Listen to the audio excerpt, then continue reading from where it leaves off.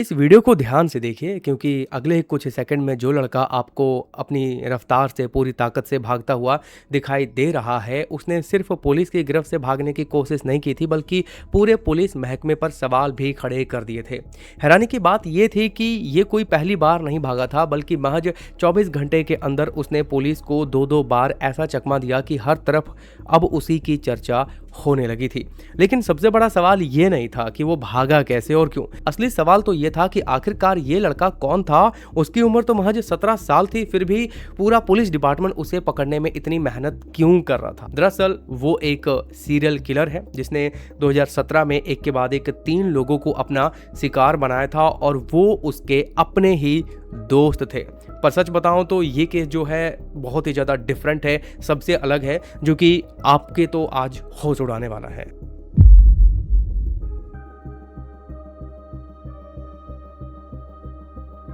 19 मई 2017 की सुबह मध्य प्रदेश के गुना जिले के वरुण विथली कॉलोनी में रहने वाले अंतर सिंह मीना घबराए हुए कैंट पुलिस स्टेशन पहुंच जाते हैं, जो कि सिंचाई विभाग में ऑफिस अधीक्षक थे। लेकिन आज उनके चेहरे पे एक अजीब सी बेचैनी और डर भी दिखाई दे रहा था, क्योंकि उनका 17 साल का बेटा हेमंत मीना पिछली रात से लापता था।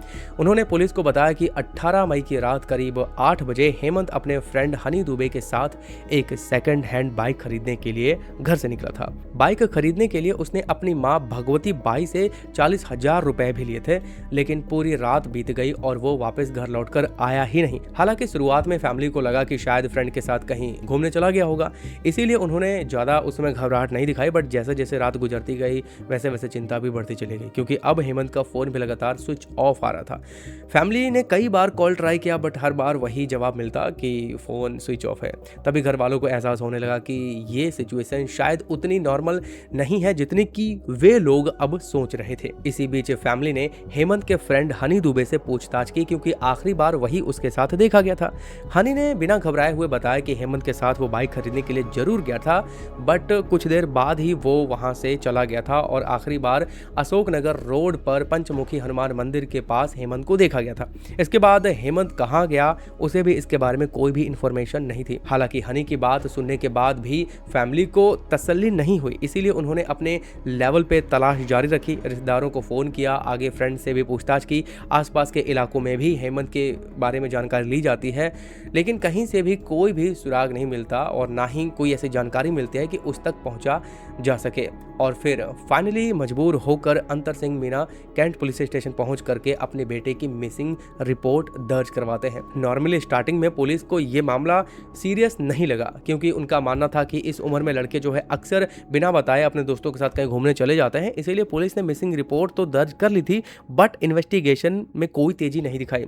और उधर फैमिली लगातार हेमंत को ढूंढती रह जाती है। 18 से लेकर के 22 मई बीत जाती है, पर कहीं से भी कोई इन्फॉर्मेशन नहीं मिल रही होती है। और फिर इसके बाद आई 23 मई। अचानक अंतर सिंह के फ़ोन पर हेमंत के ही नंबर से एक कॉल आती है। उन्हें लगा कि बेटे ने कॉल किया है, बट जैसे ही उन्होंने फ़ोन उठाया, दूसरी तरफ से एक अजनबी की ठंडी आवाज़ आई, तुम्हारा बेटा हमारे कब्जे में है। अगर उसे तुम जिंदा सही सलामत देखना चाहते हो, अपने साथ ले जाना चाहते हो, तो 50 लाख रुपए का इंतजाम जल्दी से करो। ये सुनते ही अंतर सिंह के होश उड़ गए। बेटे की सलामती के लिए उन्होंने किडनैपिंग की बात मानने का यहाँ पे नाटक किया, बट कॉल कट होते ही वे सीधे पुलिस स्टेशन भागे। अब ये मामला नॉर्मल मिसिंग केस से निकल के किडनैपिंग और फिरौती केस में कन्वर्ट हो चुका था। पुलिस ने तुरंत केस दर्ज कर इन्वेस्टिगेशन तेज कर दी। सबसे पहले उस फोन नंबर को ट्रैक किया जाता है। टेक्निकल डिटेल से ये पता चलता है कि लोकेशन इंदौर में है। सुराग मिलते ही अंतर सिंह के साथ पुलिस की एक टीम तुरंत इंदौर के लिए रवाना हो गई। बट इन्वेस्टिगेशन आगे बढ़ते ही यहाँ केस सुलझने की बजाय और भी उलझता चला गया। पुलिस जब तक इंदौर पहुंची, वहां फोन वो जो था वो बंद हो चुका था। लोकेशन लगातार बदलती जा रही थी। तमाम कोशिशों के बाद भी कोई क्लू नहीं मिला। इवेंचुअली 25 मई को अंतर सिंह और पुलिस की जो टीम थी खाली हाथ वापस लौटकर गुना चली आई। एक्चुअली यहाँ पे पुलिस भी समझ चुकी थी कि इंदौर से जो कॉल आई थी वो सिर्फ एक गुना से यानी कि मेन लोकेशन से ध्यान भटकाने की एक चाल थी। अगर इंदौर में कुछ होता तो कोई ना कोई सुराग जरूर मिलता, यानी पूरा खेल गुना में बैठकर कोई रच रहा था। इसीलिए सीनियर ऑफिसर्स ने इन्वेस्टिगेशन का पूरा फोकस हेमंत के दोस्तों पर शिफ्ट किया। और फैसला किया कि सबसे पहले हनी दुबे को दोबारा पूछताछ के लिए बुलाया जाए। हनी दुबे की उम्र जो है 17 साल थी और गुना में वो अपनी माँ दुबे के साथ रहता था। हालांकि उसके पिता इस दुनिया में थे बट उनसे वो काफ़ी समय से अलग रह रहे थे। खैर, उनकी माँ पूनम दुबे को और हनी दुबे को बुलाया जाता है और दोनों से एक एक करके पूछताछ की जाती है। यहाँ पर हनी दुबे ने वही बात दोहराई कि वो हेमंत के साथ बाइक खरीदने गया था, लेकिन कुछ समय बाद ही वो अपने घर लौट आया था। उसके बाद उसे उसके बारे में कुछ भी नहीं पता। यहाँ पर हनी दुबे का कॉन्फिडेंस ऐसा था कि किसी को कुछ समझ नहीं आया और ना ही कोई ऐसा सबूत मिला, ना ही कोई शक की कोई ऐसी बात सामने आई कि पुलिस उसके ऊपर डाउट भी कर सके। लेकिन दूसरी तरफ पुलिस ये भी समझ रही थी कि अगर इस पूरे मामले में किसी बाहरी शख्स का हाथ होता तो जरूर कोई ऐसा इंसान शामिल है जो हेमंत को अच्छी तरह जानता है, क्योंकि उसे ये भी पता था कि हेमंत उस दिन अपने साथ 40,000 रुपये कैश लेकर निकला था। इतना ही नहीं, उसके पिता सिंचाई विभाग में ऑफिस सुपरिटेंडेंट थे, तो उनकी अच्छी कमाई भी थी। इसके बारे में हर कोई जानता था। इसीलिए पुलिस को शक होने लगा था कि कहीं किसी करीबी ने ही पूरा प्लान तो नहीं बनाया था। और फिर इसी सोच के साथ पुलिस ने हेमंत के बाकी दोस्तों को भी सारी इन्फॉर्मेशन निकालनी शुरू कर दी थी। और तब जांच के दौरान 3 नाम और सामने आते हैं। पहला लोकेश लोधा, दूसरा ऋतिक नावेद और तीसरा स्कूल टॉपर संस्कार श्रीवास्तव। ये सब अक्सर हेमंत के साथ देखे जाते थे, इसीलिए पुलिस ने एक एक करके सभी से पूछताछ शुरू की। लोकेश ने लगभग वही बयान दिया जो हनी ने पहले ही पुलिस को बताया था कि वो गए थे ये खरीदने वो खरीदने और वो वापस चले आए थे, उसे फिर कुछ भी नहीं पता। जबकि टॉपर संस्कार उस रात उसके साथ था ही नहीं। पर ऋतिक नावेद पुलिस के हाथ नहीं आया और जब पुलिस उसके घर पर पहुंची तो पता चला कि वो तो गायब है। और यही बात सबसे ज्यादा पुलिस को खटकने लगी थी।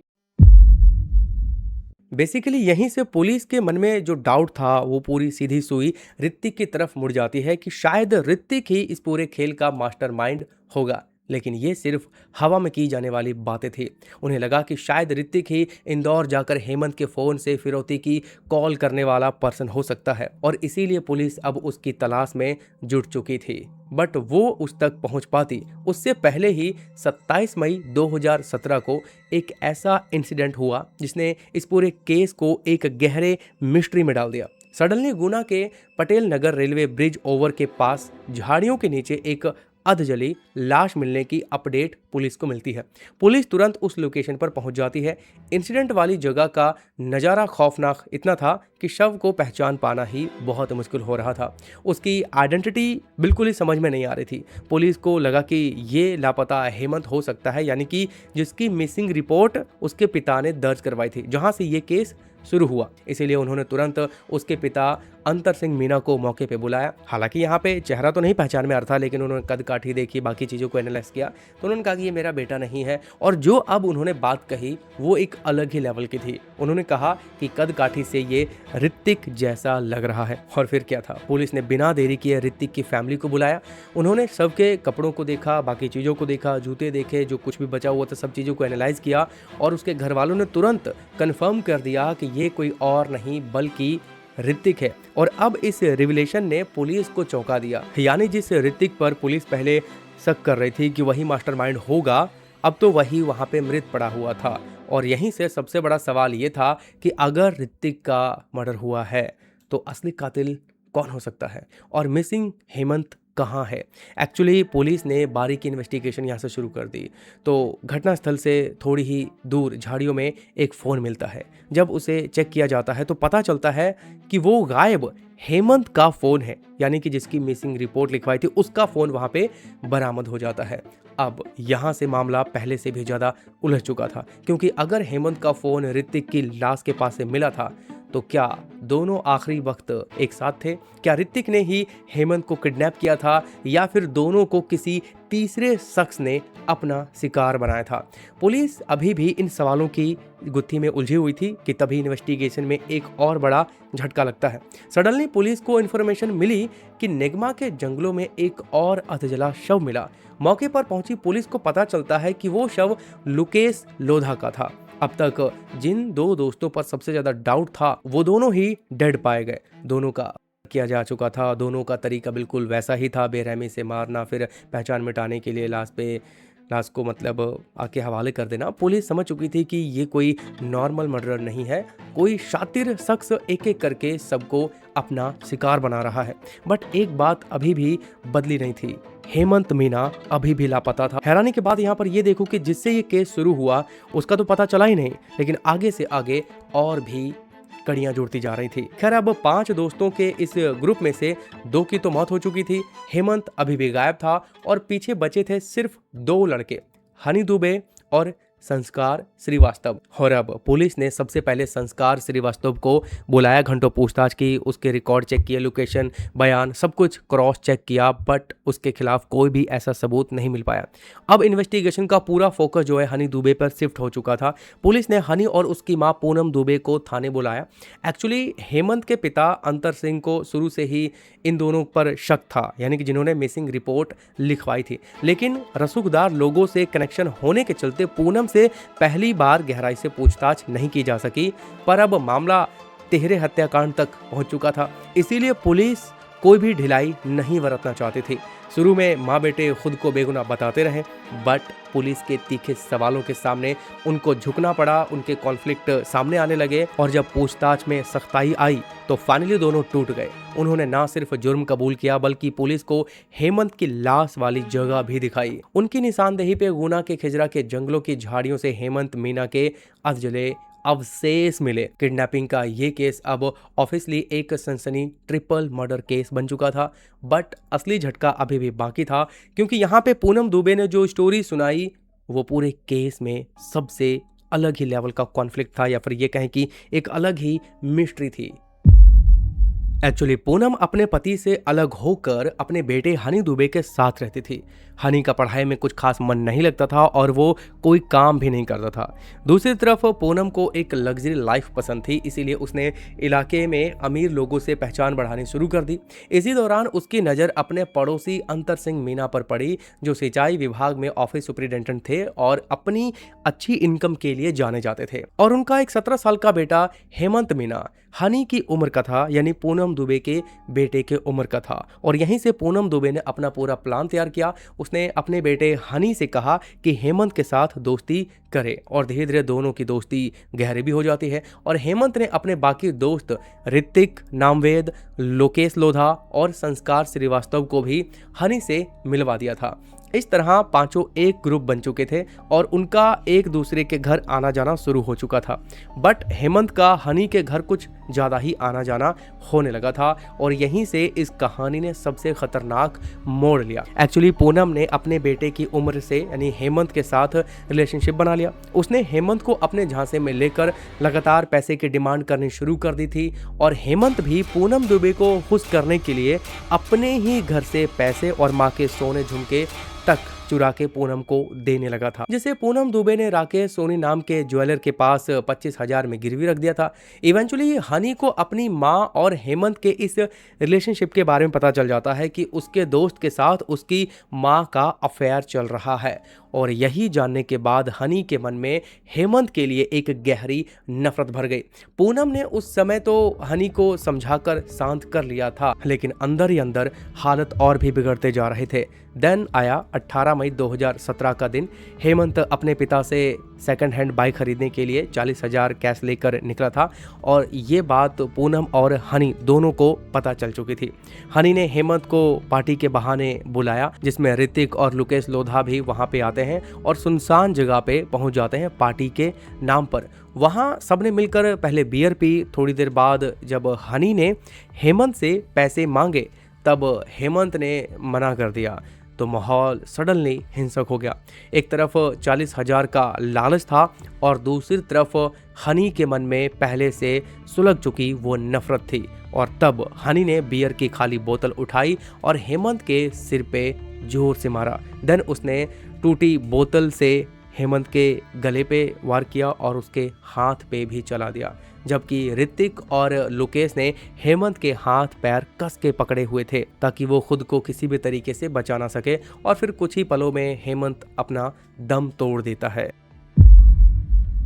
अब घटना को अंजाम देने के बाद हनी ने हेमंत के 40,000 कैश, फोन और बाकी सामान अपने कब्जे में ले लिया। देन वो अपने साथियों के साथ हेमंत के शव को लेकर खिजरा रोड पठार पहुंच जाता है। वो सबूत मिटाने के लिए उन्होंने पहले तो उसके ऊपर पेट्रोल छिड़का और फिर खैर इसके बाद कहानी यहाँ पे ख़त्म नहीं होती है, बल्कि घर पहुंचने के बाद हनी ने अपनी माँ पूनम दुबे को ये सारी बात बताई। नॉर्मली क्या होता है कि माँ अपने बेटे को इस खौफनाक कदम के लिए पहले तो सपोर्ट करेगी नहीं, पुलिस के सामने उसे सरेंडर करने के लिए कहेगी, लेकिन यहाँ जो है बिल्कुल ही उल्टा होता है। पूनम ने ना केवल हनी का साथ दिया बल्कि उल्टा वो 40,000 रुपए भी अपने पास रख लिए। देन उसने एक नया प्लान बनाया जो आगे चलकर 2 और मर्डर की वजह बना, क्योंकि यहाँ पे पूनम दुबे ने अपना एक शातिराना दिमाग चलाया।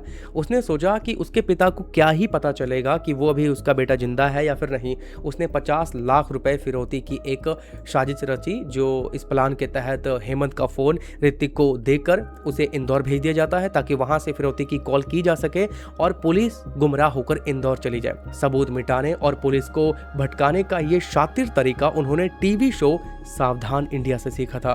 पर अपराध करने वाले अक्सर कोई ना कोई गलती जरूर कर जाते हैं, क्योंकि अब ऋतिक को डर सताने लगा था कि फिरौती के जो पैसे वो अब कलेक्ट करने वाले हैं 50 लाख रुपए, ये वो क्या पता वो माँ बेटे मुझे वो पैसे दे ही ना। और इसी हिस्से को लेकर के अब बात आगे बढ़ती है। वो उसके ऊपर दबाव बनाना शुरू करता है कि अगर उसे उन पैसों में से हिस्सा नहीं मिलेगा तो पुलिस को वो सब कुछ सच बता देगा, और यही उसकी सबसे बड़ी भूल साबित हुई। पूनम के कहने पर यहाँ पे हनी ने ऋतिक को रास्ते से हटाने का प्लान तय कर लिया और फिर ऋतिक को शराब पिलाकर एक दिन उसका भी अंत ठीक उसी तरीके से किया और सबूत भी उसी तरीके से मिटाया। पर हैरानी की बात यह थी कि सडनली लुकेश लोधा ने भी यहाँ पे वही गलती की। पैसों में हिस्सा मांगना, भांडाफोड़ करने की वो धमकी देना शुरू कर देता है। तब हनी और पूनम ने मिलकर नेगमा के जंगलों में लुकेश को भी गला घोट कर मार दिया और ठीक उसी तरीके से सबूत मिटाने की कोशिश की। यानी 40,000 के लालच से शुरू हुआ इस खूनी प्लान ने 3 हंसते खेलते परिवार, 3 हंसती खेलती जिंदगियां उजाड़ डाली और खुद भी अपनी जिंदगी तबाह कर बैठे। हालांकि इन्वेस्टिगेशन के बाद माँ बेटे दोनों ने अपना जुर्म कबूल कर लिया, जिसके बाद उन्हें अरेस्ट कर लिया जाता है, न्यायिक हिरासत में भेजा जाता है। करीब 5 साल चले लंबे ट्रायल के बाद फाइनली साल 2022 में कोर्ट ने हनी दुबे और पूनम दुबे को उम्र कैद की सजा सुनाई, जबकि संस्कार श्रीवास्तव के खिलाफ कोई ठोस एविडेंस न होने के कारण उसे सजा नहीं हुई। रिसेंटली जुलाई 2026 में ग्वालियर सेंट्रल जेल से दोनों को 6 जुलाई से 21 जुलाई तक 15 दिनों की पेरोल मिली। 22 जुलाई को जेल लौटना था, बट केवल पूनम वापस लौट कर आए और हनी जेल से बाहर फरार हो गया। पुलिस ने उसे यूपी के हाथरस से दोबारा अरेस्ट भी किया था, लेकिन हद तो तब पार हो गई जब ग्वालियर से लाने के बाद होड़ापुर थाने से सेंट्रल जेल ले जाते समय वो पुलिस के वाहन से कूद कर दोबारा फरार हो गया और 500 मीटर तक दौड़कर पुलिस को चकमा दे दिया। और ये सीसीटीवी वीडियो वही था जिसने पुलिस महकमे पर बड़े सवाल खड़े किए। खैर कड़ी मशक्कत के बाद उन्हें पकड़ लिया जाता है और आज ये दोनों सलाखों के पीछे है। खैर ये खौफनाक इंसिडेंट साबित करता है कि जब लालच, नफरत, अफेयर, धोखा एक साथ मिल जाए तो अंत सिर्फ बर्बादी ही होता है। वैसे आप इस केस को लेकर के क्या कहना चाहेंगे? क्या आप इस केस के बारे में पहले जानते थे? मुझे प्लीज़ कमेंट करके बताइएगा। आपके जो भी विचार हो प्लीज़ कमेंट में लिखिए, मैं पढ़ता हूँ जब भी टाइम लगता है। बाकी मैं रेगुलर वीडियोज़ करता हूँ तो बहुत ही कम लोगों को रिप्लाई कर पाता हूँ, तो उसके लिए सॉरी। तो अपना ध्यान रखिए, be safe, be careful, bye bye.